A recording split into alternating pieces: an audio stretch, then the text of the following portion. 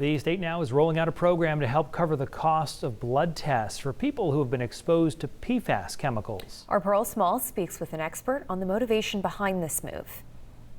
That is really energizing and, made me want to really get some of this stuff passed. Sarah Woodbury's father died as a result of exposure to Agent Orange in Vietnam.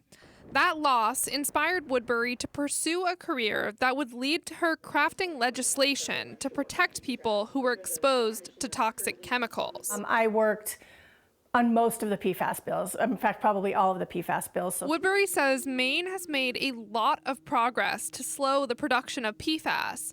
But for communities already dealing with a PFAS exposure problem, health is her major concern. Some of the most heartbreaking stories you'll hear, one family had, I think, 4 or 5 dogs that died from cancer, and they're pretty sure it's because of the drinking water. Exposure can bring a significantly higher risk of organ damage, reproductive problems, and certain types of cancer. It can cost you as much as $600 for a test to learn the levels of PFAS in your blood and whether you're at risk for diseases.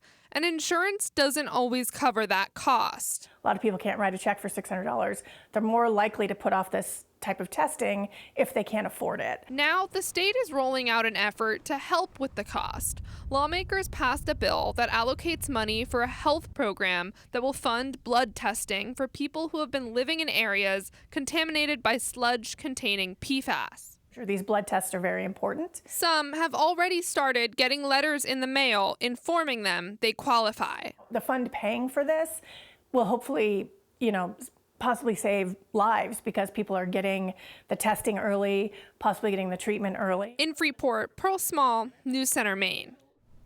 And Woodbury says she knows other groups are also working on legislation that would require insurance companies to cover these tests.